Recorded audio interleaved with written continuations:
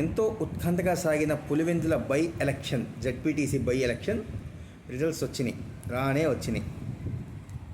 Telugu Desam party భారీ మెజారిటీతో గెలిచింది. 6,200 ఓట్లకు పైగా తెలుగుదేశం పార్టీకి పోలయ్యాయి ఓట్లు. ఆల్రెడీ మనం చాలా వీడియోస్ చెప్పుకున్నాం, తెలుగుదేశం పార్టీ వాళ్ళు రిగ్గింగులు చేశారు, చాలా చెప్పాం. ఎస్ కరెక్ట్, రిగ్గింగ్ చేశారు. ఆ రిగ్గింగ్ ప్రభావం 25% మాత్రమే ఈ ఓట్లో ఉన్నట్టు. ఎంత రిగ్గింగ్ చేసినా అండి, అది వైసీపీకి కంచుకోట.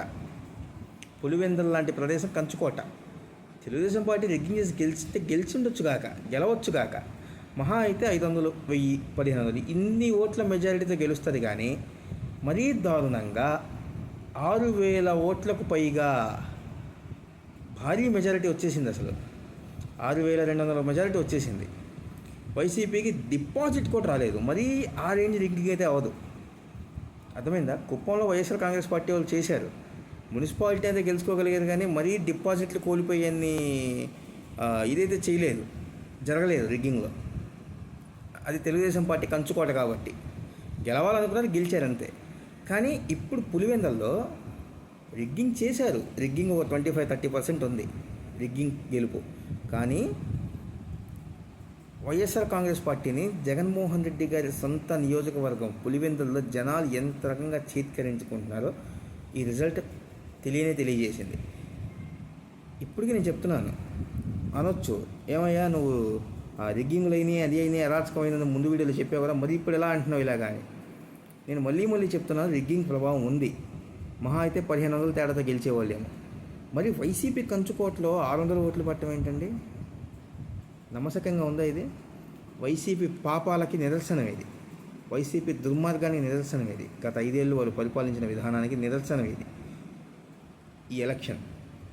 ఎవడు అవునన్నా కాదన్నా ఏ గొర్రెక్కి మనం చెప్పాల్సిన అవసరం లేదు, ఎవరికి ఎక్స్ప్లెనేషన్ ఇవ్వాల్సిన అవసరం లేదు. వైఎస్ఆర్ కాంగ్రెస్ పార్టీలో ఒక్కసారి పునఃసమీక్ష చేసుకోవాలి. ఎందుకు ఓడిపోతున్నాం, ఏంటి కారణం, ఎందుకు దెబ్బ పడిపోయింది, అది పులివెందుల్లో అని. రిగ్గింగ్ ప్రభావం ఉంది, రిగ్గింగ్ ద్వారా మొత్తం రిగ్గింగ్ వల్లే గెలిచేశారు అని చెప్పి ఈవీఎంలు మేము తోసేసినట్టు ఇప్పుడు రిగ్గింగ్ మేము తోసేస్తే వాళ్ళని ఎవడు బాగు చేయలేడు కదా. ఆ పార్టీ మరి తేరుకునే అవకాశం కూడా లేదు. తేరుకోదు చెప్తున్నాను నేను. పక్కా తేరుకోదు వైఎస్ఆర్ కాంగ్రెస్ పార్టీ. దీని నుంచి బయటకు వచ్చి పునఃసమీక్ష చేసుకోవాలి. రిగ్గింగ్ ప్రభావం ఎంత ఉంది, మన గత పాపాల ప్రభావం ఎంత ఉంది, ఇవన్నీ చూసుకుంటేనే వైఎస్ఆర్ కాంగ్రెస్ పార్టీ మళ్ళీ లేచే అవకాశం ఉంది. లేదు కూడదు అనుకుంటే మాత్రం ఇలాగే అధఃపాతాలకు వెళ్ళిపోద్ది. వైఎస్ఆర్ కాంగ్రెస్ పార్టీ పతనానికి ఇది కూడా ఒక సూచకం కావచ్చు. ఖచ్చితంగా వైఎస్ఆర్ కాంగ్రెస్ పార్టీ సమీక్ష అయితే చేసుకోవాల్సిందే.